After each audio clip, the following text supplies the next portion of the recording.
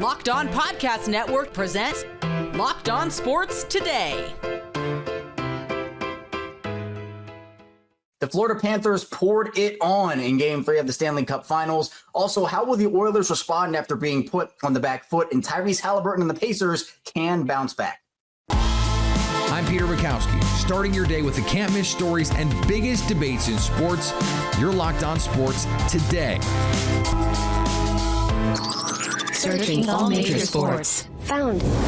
Let's start with the biggest story. The Florida Panthers get the job done against the Edmonton Oilers in Game 3 of the Stanley Cup Finals. 6-1 the final. Here to talk about that with me is Armando Velez of Locked On Florida Panthers. And Armando's statement win here from the Panthers. If you want to get technical, the box scored 2 goals in every period. The scoring started early, and the Panthers were able to keep the foot on the gas the entire time. What did you see from this team, and what encourages you from the overall game?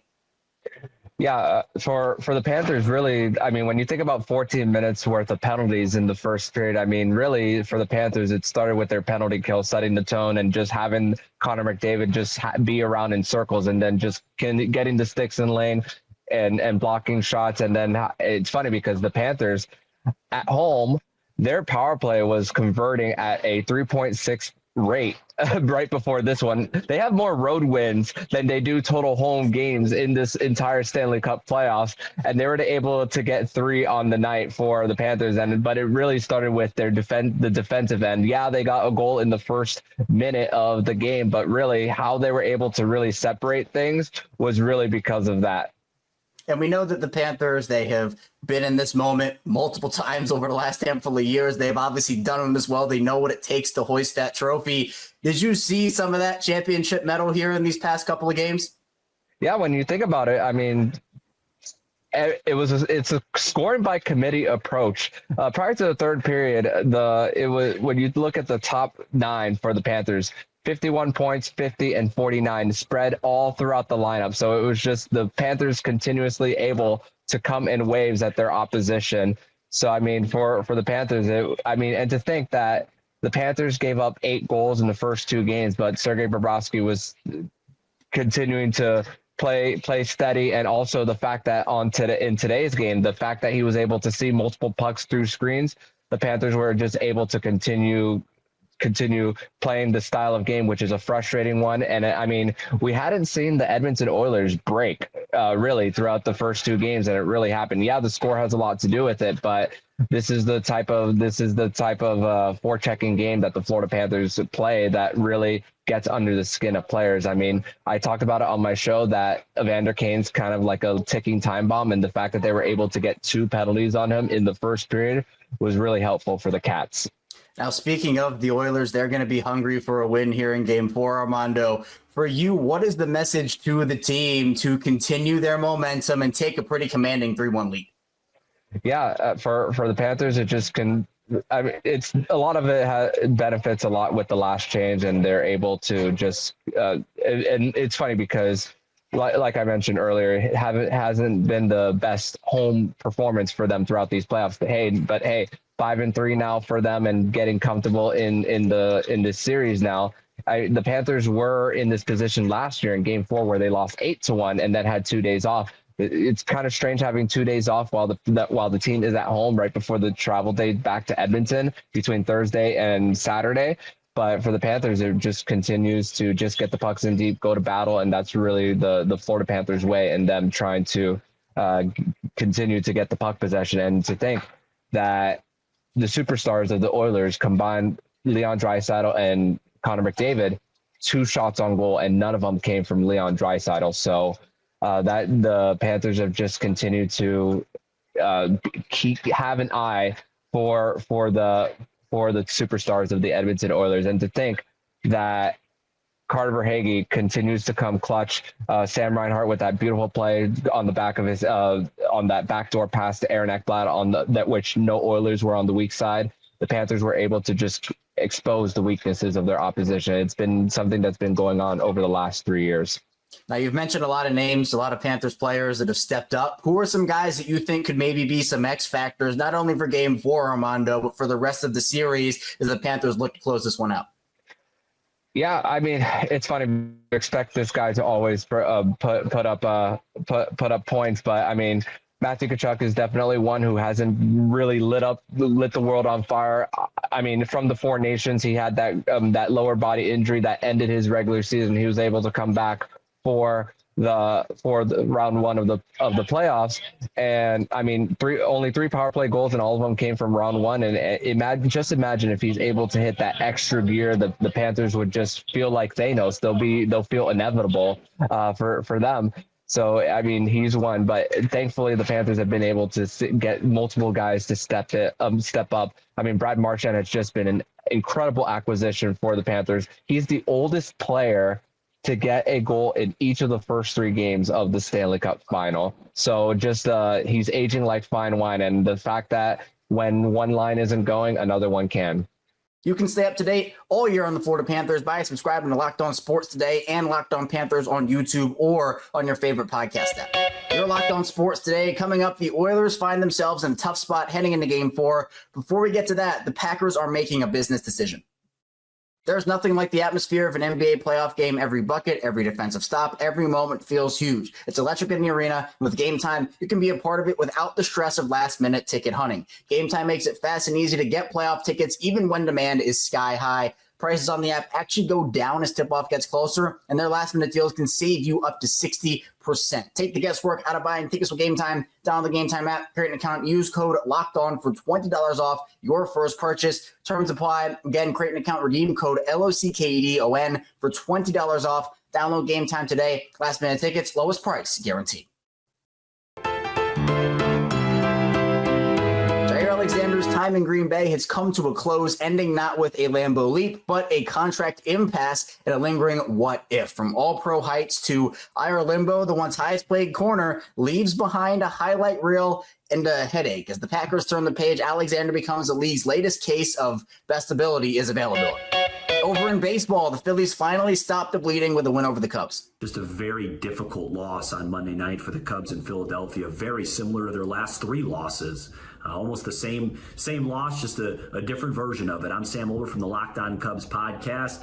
Cubs hit some balls hard. They found gloves. Phillies didn't hit a lot of baseballs hard. They found grass. The Phillies didn't deserve to win this baseball game. They ran into a bunch of outs. They made a lot of plays that they shouldn't have, but the Cubs couldn't capitalize. Ultimately, this game came down to the 10th and 11th innings where the Cubs had opportunities against Romano with an ERA over 7, Hernandez an ERA over 5. They were only able to muster one run, and that was the ghost runner, and Palencia wasn't able to hold the lead in the 11th. The Cubs just got to try not to let this become a thing, because I've seen this happen before where these type of losses, these type of weird losses, they turn into a funk. And, this Philly team had lost 9 out of 10. They were in a funk. It happens. But you got to find a way to, get out of this, because the Cubs aren't playing bad baseball right now. They're just on the wrong end of 50-50 calls, 50-50 plays, and definitely not hitting up to par. But just a really frustrating game. Never felt like the Cubs were really going to win this game. Maybe when Pete got the third, but upsetting. Daniel Palencia's got to find a way to land the second pitch. He's done a great job so far, but fastball after fastball after fastball for a closer, they're going to get to it. The Reds offense lifted Cincy past the Guardians. Maybe they ought to rename it the Tito Cup. What's up? This is Jeff Carr from the Locked On Reds podcast. And Terry Francona has never lost the Ohio Cup, because now the Cincinnati Reds have taken it from the Cleveland Guardians, and it's coming back home to Cincinnati. Okay, it's really dramatic, I get it. But it was actually a pretty good game for the Cincinnati Reds on Monday night. You saw a great performance from the lineup, just a barrage of hitting. Not the most efficient performance, but they just kept putting guys on base. And the key hits came from the outfield? Yeah, the Reds outfield, the much maligned outfield. TJ Friedl with a home run, Jake Fraley with a home run, both those guys with multi-hit, multi-run scoring games. Will Benson with a big add-on RBI late in this game. Man, Will Benson really loves hitting against the Cleveland Guardians. And hey, Wade Miley did his job. He kept the Reds in a good spot to win.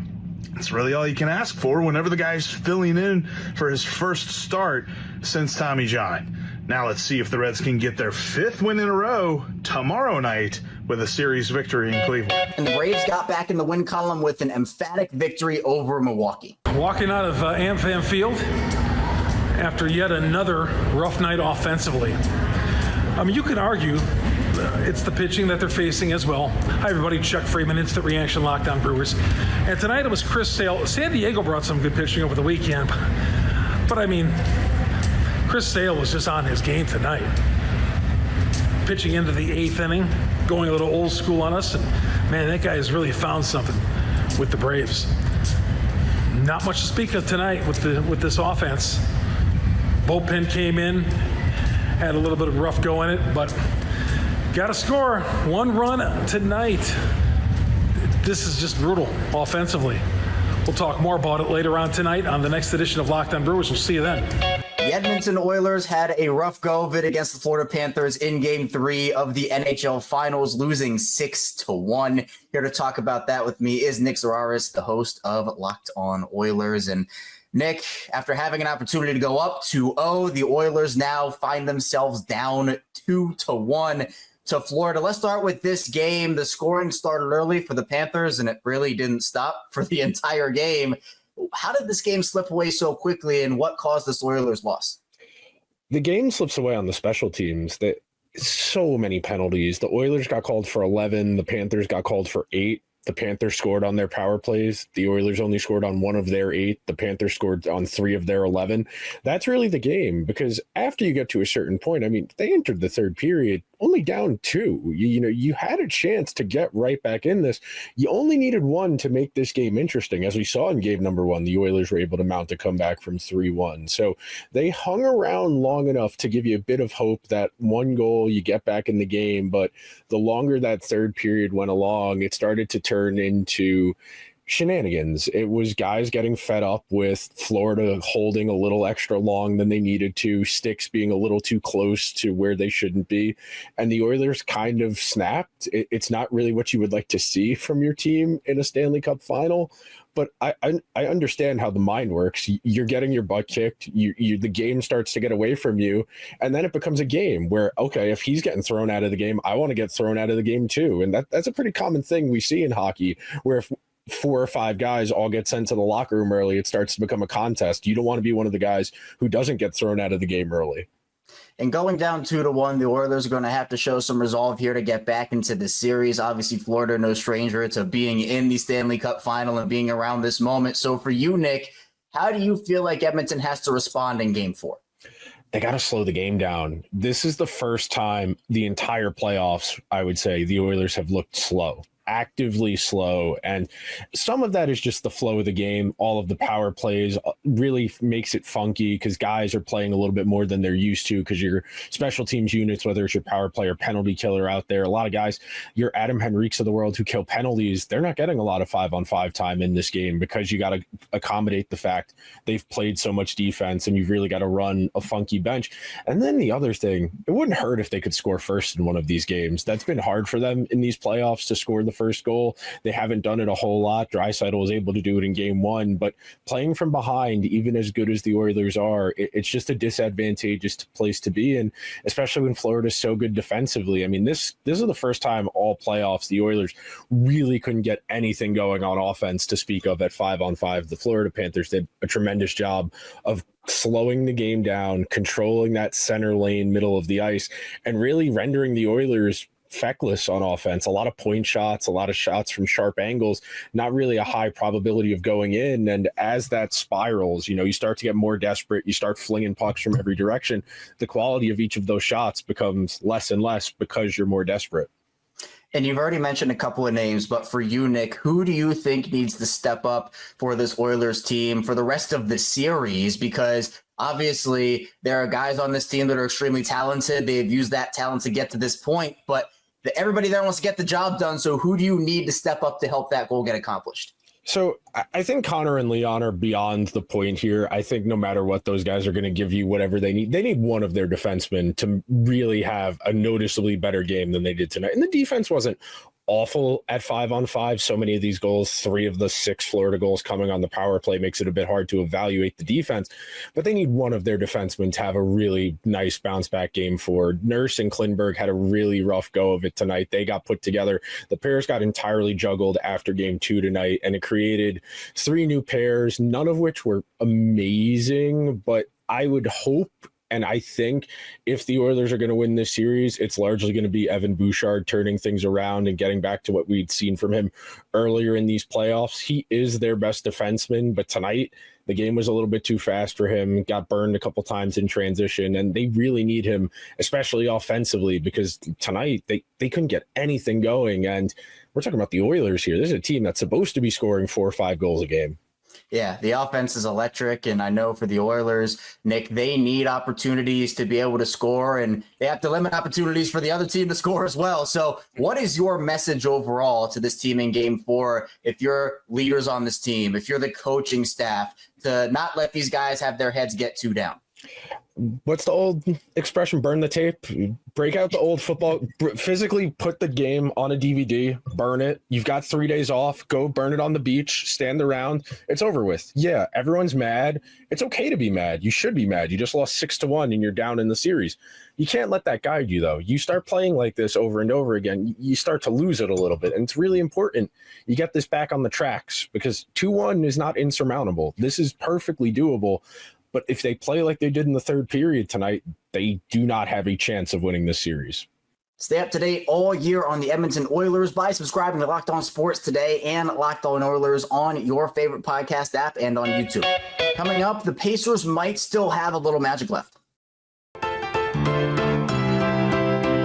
After stealing Game 1 of the NBA Finals from the Thunder, Tyrese Halliburton and the Pacers have some confidence heading back to Indiana, tied 1-1. Locked On NBA host Nick Angstad and Camille Davis discuss how a faster start from Halliburton in Game 3 could spell trouble for OKC. I picked OKC in 6, which means I thought the Pacers get 2 games. But for them to win a game, and maybe like win a game comfortably and not just in the last 1.1 seconds of the game, he's going to have to start better than this. And it's not just be aggressive, take as many shots as possible. It feels like that's what we all kind of hone in on and zoom in on with him.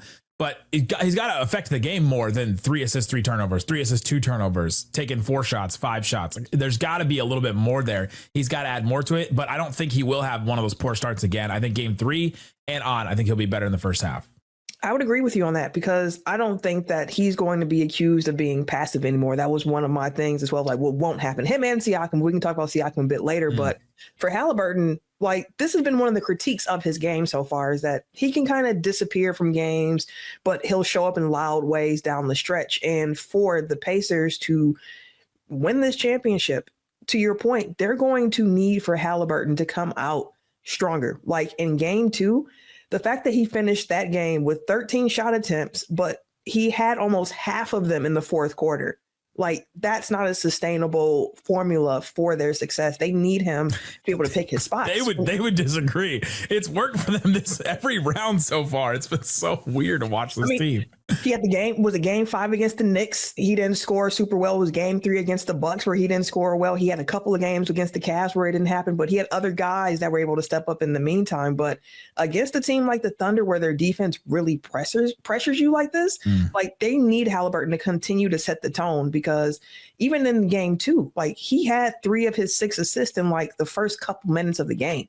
Like, for him to be asserting himself on the game, it can't be just points and scoring, like you said, but also moving the ball, getting guys involved, being that focal point in the offense. And he has to do a better job of that.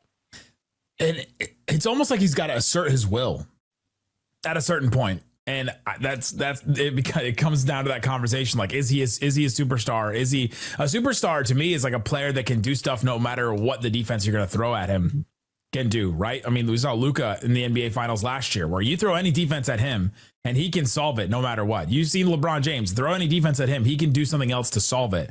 And what we're seeing from Halliburton is, all right, well, when does he take the leap to become that superstar level player? And it's adjusting to a defense like this. Now, the Thunder's defense is just giving him everything. It's like giving him everything, and it's one of the toughest defenses we've ever seen. Let's do a real quick count it up.